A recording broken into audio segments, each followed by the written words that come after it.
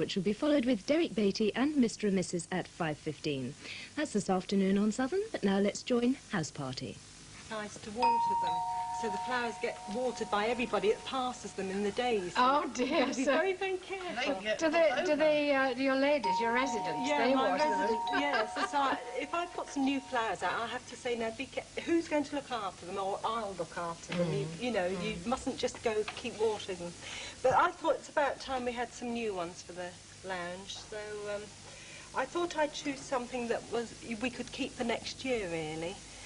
And but in between that, I saw this little Busy Lizzie in the shop, and I thought immediately of Lisa, because she likes tiny plants to tend herself. So as well as getting our plants, I got her a little Busy Avril, Lizzie. you didn't pay money for that, did Yes. you? Poor little thing, isn't it? It is, yes.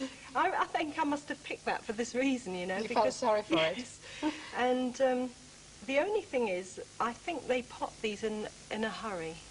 And the trouble is, it's been potted in a small pot. They haven't left any room here for watering. You should leave at least ½ an inch from the top of the pot, so that when you water it, it won't spill out. I mean, that would just go straight over. Don't, yeah. They've potted it one-sided. So the only thing now that I can do before Lisa starts looking after it is pot it very, very carefully into just a slightly larger pot, and ease the soil round the outside, not disturbing this, but at the same time plant it centrally, straight, you see.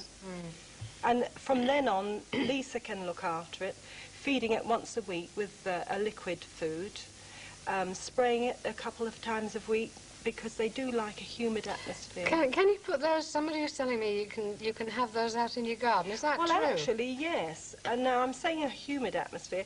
I like to keep them moist because of, I mean, even in the summer we have central heating on in the rest home, you see. So therefore there's a humid atmosphere. I have to keep it sprayed to keep it fresh. But you can put them in a border, you can put them in a hanging basket. Is that a begonia? Yes, Is it a begonia? Yes, it is. There's so many varieties, Anne, of begonia. Yeah. They're all so lovely, aren't they? This is very versatile. It makes a very nice house plant. There again, you can use it in a bedding plant, as a bedding plant, or as a hanging basket, or in a tub. Can you take cuttings of that? Well, this is a corm, so you have to really, after you've finished looking after it, you feed it all the way through the summer when it's flowering. Let it die down, but don't be too hasty to stop watering it, to give the corm time to build up. And then, after about a month or so, completely ease off watering, let everything rot away and store it over the winter. Do they make more corms? Well, what happens is next spring you can either split the corm to make 2 plants, or you can have one bigger plant from that.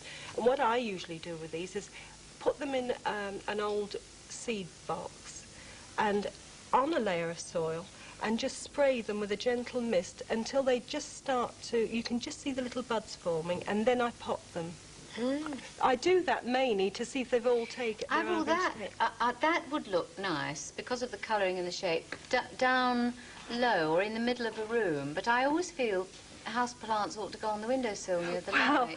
You can get away with this away from the absolute strong daylight. It doesn't like bright sunlight, but as long as it's not too dark, a fair amount of light. Does that applies really to any house plant? Well, most plants. That's why mine are not looking very happy, because I think they're in the dark. Well, some of the foliage plants you can get away with a little bit darker, but really and honestly, plants do like light. They have to, and also... Well, it's the whole system, isn't it? It is, yes. I was just going to go into the old system. Don't start me talking about that. I like to see them massed together, you know, several different ones, rather than sort of dotted here and there. Yes. I was in a friend's house the other day, and she had a big basket, a huge shopping basket, and they were all massed in, and they looked lovely. They really did. Well, I do think you can show plants off. Make a thing of a group of plants rather than you lose one plant. But if you group them together, especially with some greenery behind, you get the best effect then. But as I say, only one person. Considering that rationing went on right up into the 50s, it's amazing how poor people's memories are about it, because I've been talking to a lot of elderly friends saying that I have suddenly become interested, you finding these ration books, and then another friend of mine also unearthed some. Yeah. So very much in front of my mind, I really want to know exactly, try to remember what we had and what on earth we did with it to make these As soon as meals. you say to me, Mary, I mean, looking through here, the things that were rationed, as soon as you say to me, you know, we had such and such, or we had to be careful of such and such a thing, it does come back to me.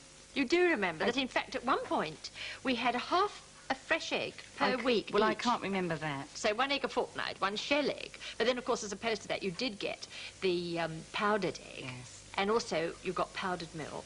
A lot of people said, oh, powdered egg, that was absolutely horrible. But in fact, if you prepared it properly, you left it to soak. Rather like you do gelatin It used to come in big now. tins, didn't it? I remember.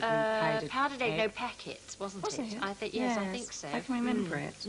And the dried milk, which But we also, had. And Mary, you see, looking down the ration book, you couldn't shop wherever you wanted to, as we do now. No, you put your book with your chosen vendor, and looking at meat, 1 and 2pence worth of meat.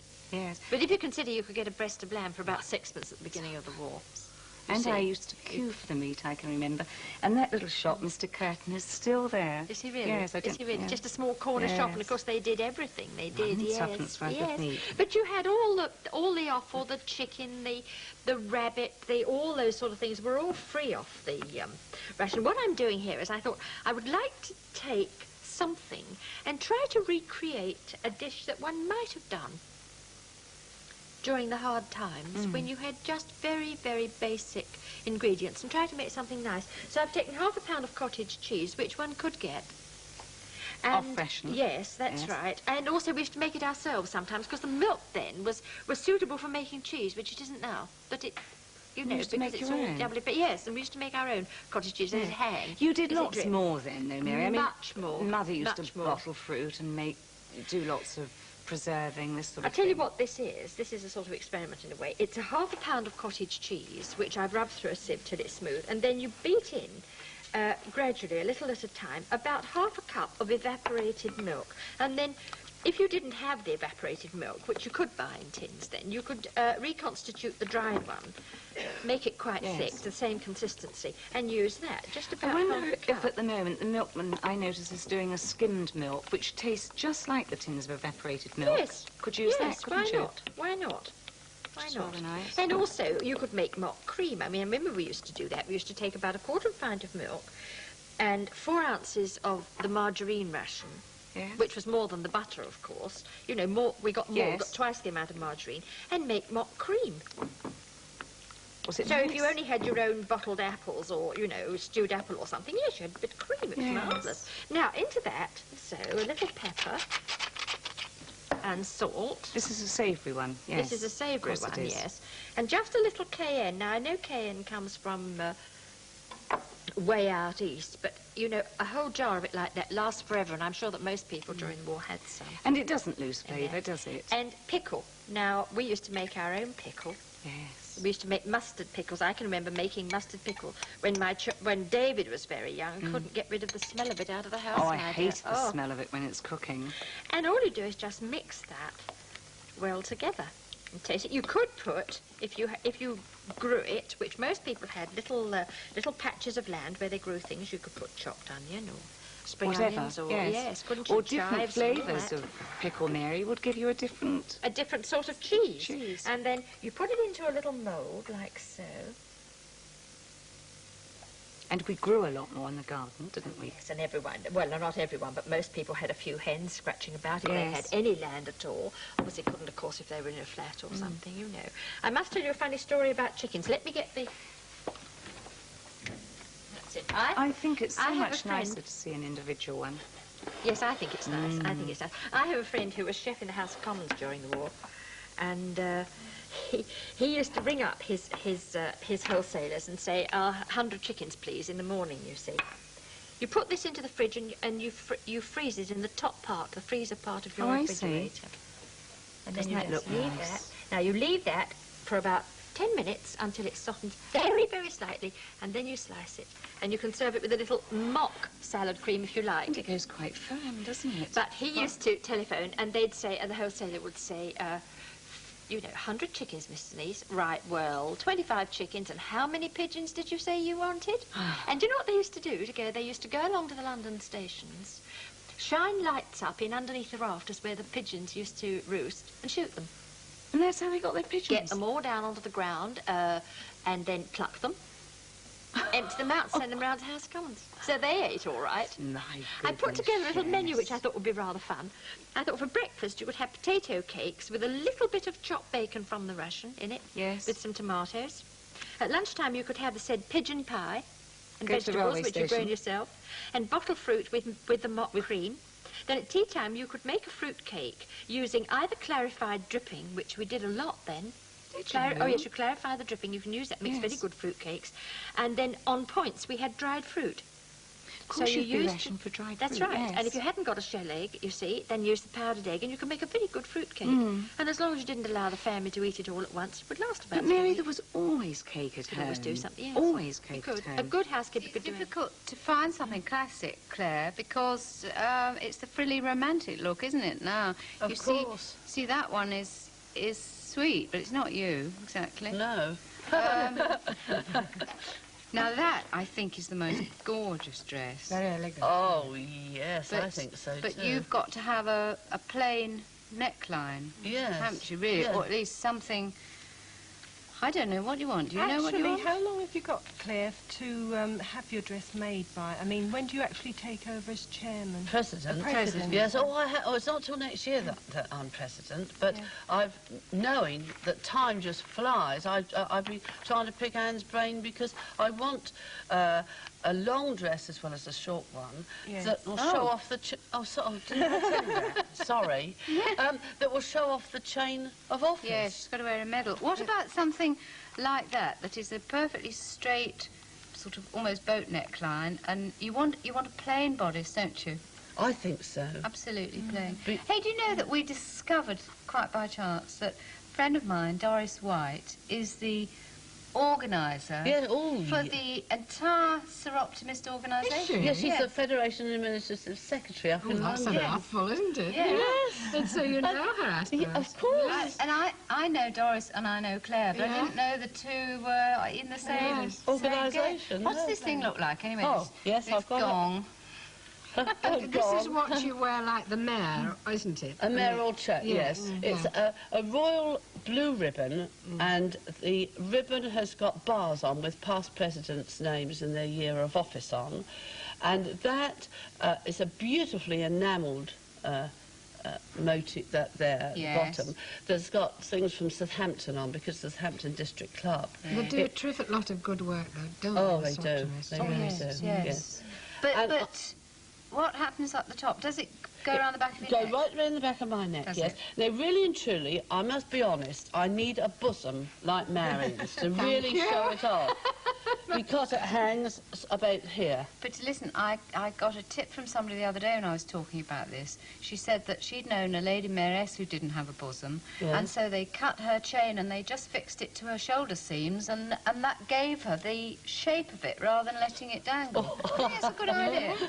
Now, You only could have one dress then. I suppose really that, you see, that's plainish, but it's got that bit of side gathering over there. Yes, I don't think that would be a good idea. See, so often, Anne, I'm sure it's happened, you've seen mayoresses or presidents, and they've got a lovely dress on, and they put their chain of office on, and it just doesn't, an it doesn't afterthought. show it. Yes, it's They an haven't afterthought. really No. Well, now, I tore this out of another catalogue because I think you would look absolutely fantastic Oh, in that's that. nice. Oh, that is it's a so lovely simple, one. though, isn't it? Is You the see- bodice all in one? Yes, it is. But you see, you've got a comfortable neck. You've got to be comfortable, haven't you? Oh, of course. You don't want to be yeah. all corseted No, and no. hold your Oh, stomach. certainly not. And That's not me. You see, your medal would hang, what, about there?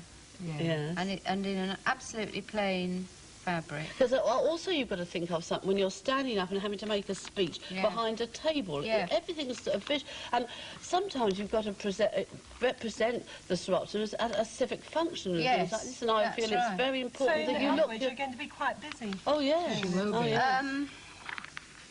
Now, that one also, I thought, not knowing whether you wanted short or long, those tucks would give you a marvellous rectangle. Oh, I think that is absolutely beautiful, that one. And you've got a soft waistline, which is comfortable. Yes. And I tell you the other thing, Claire, I think it's very important not to have a tight armhole because you're going to be at hot functions. You don't want to get sweaty, do you? No, definitely and damp. not. No. So you've got two there, the long one and the short one, that are both loose-fitting.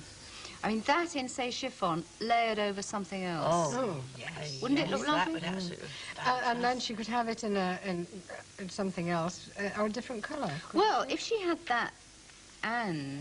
No, but, you know, I do often wonder what I'd like the children to have if I could say to them, because this teenage daughter that a friend of mine has, she has everything. She's got beauty, she's talented.